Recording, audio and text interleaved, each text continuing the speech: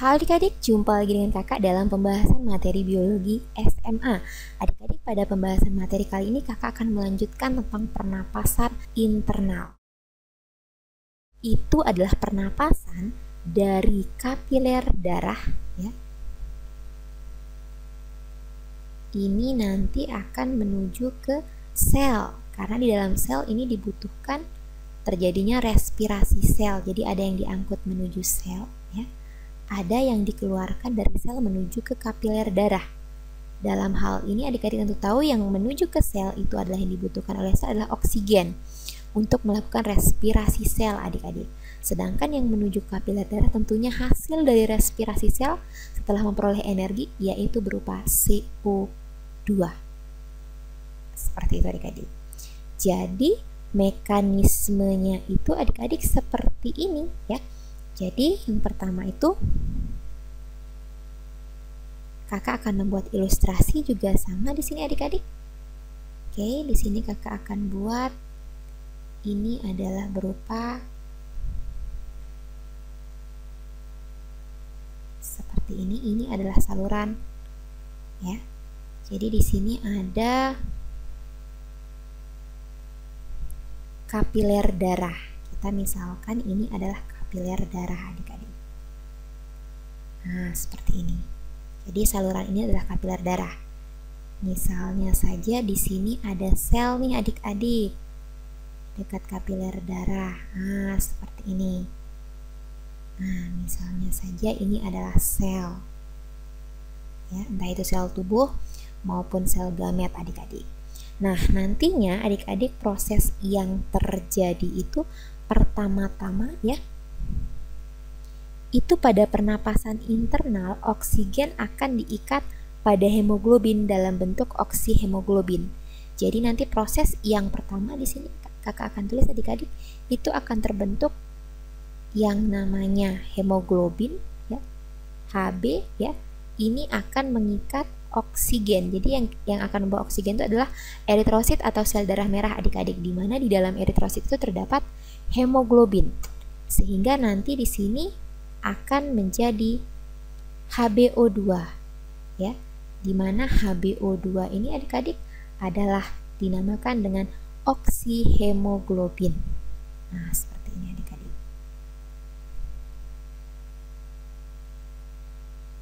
Jadi nanti sebenarnya yang dibawa di sini itu adik-adik adalah berupa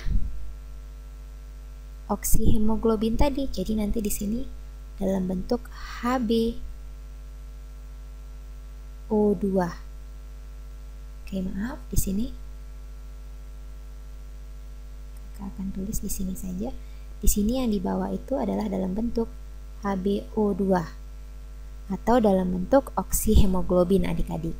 Nah, nanti ketika ya dia ini mengikat dan melepaskan oksigen. Jadi nanti reaksinya seperti ini adik-adik, lebih kompleks lagi ya. Jadi nanti di sini ada Hb4 ya adik-adik. Kita samakan reaksinya, di sini ada 4O2. Nanti di sini ada reaksi bolak-balik. Nah, seperti ini. Jadi nanti jadi 4Hb2 adik-adik. Jadi seperti ini. Jadi kalau dia dilepaskan reaksinya ke kiri, kalau diikat reaksinya ke kanan. Maaf di sini bukan HbO2. Seperti ini adik-adik ya. Nah, nanti kan di sini reaksinya ada yang ketika dia diikat itu di dalam kapiler darah, kemudian nanti kan dibawa ke sel. Jadi nanti di sini ketika ini dibawa menuju sel adik-adik, jadi nanti terikat. Jadi kan nanti di sini dibutuhkan yang namanya oksigen. Jadi nanti di sini oksigen, Hb-nya pergi lagi nih nyari oksigen yang lain, seperti itu adik-adik. Nanti di sini kan sekali lagi Kak jelaskan oksihemoglobin yang ini nih ya akan melepaskan oksigen ke dalam jaringan tubuh atau sel. Kemudian oksigen akan diterima oleh mitokondria. Jadi nanti di dalam sel sini ada mitokondria adik-adik untuk oksidasi. Semakin banyak oksigen maka CO2 yang dihasilkan semakin tinggi juga. Nanti CO2 seperti ini ya. Nah, seperti ini. Jadi nanti di sini yang dikeluarkan adik-adik itu adalah, yang dikeluarkan dalam hal ini adalah ke kapiler darah adalah CO2 atau karbon dioksida adik-adik, seperti ini ya. Ini mekanismenya. Adapun pengangkutan CO2 di sini adik-adik, kakak akan tulis di sini. Yang kedua di sini ada pengangkutan CO2 adik-adik. Pengangkutan CO2 di dalam kapiler darah, di kapiler darah adik-adik, itu bisa melalui 3 cara ya. Cara yang pertama adik-adik, itu CO2 itu larut dalam plasma dan membentuk asam karbonat. Jadi nanti asam karbonat itu reaksinya seperti ini. Reaksinya itu akan seperti ini adik-adik. Jadi nanti CO2-nya ini larut ya. Dalam apa? Dalam air.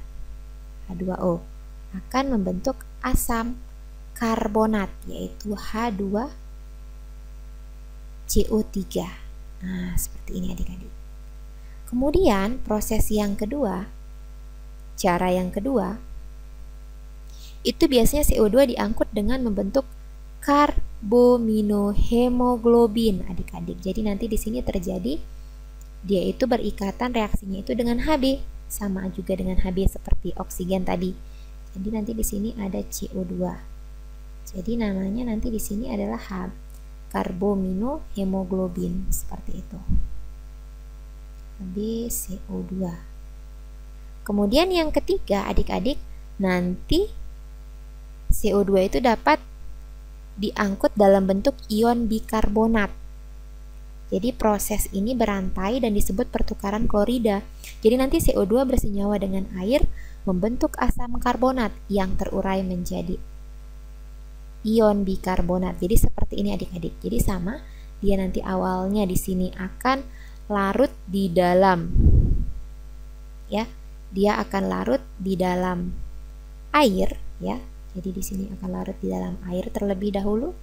Ya, nanti akan membentuk asam karbonat seperti yang pertama tadi, cara yang pertama tadi. Akan tetapi nanti dia itu ada pertukaran klorida sehingga terurai menjadi ion hidrogen dan ion bikarbonat adik-adik. Nah, ini yang paling banyak terjadi seperti ini ya. Seperti ini pengangkutan CO2 di kapiler darah. Oke adik-adik, demikian penjelasan kakak tentang pernapasan internal. Semoga adik-adik bisa membedakannya dengan pernapasan eksternal. Tetap semangat dan sampai jumpa pada konten selanjutnya.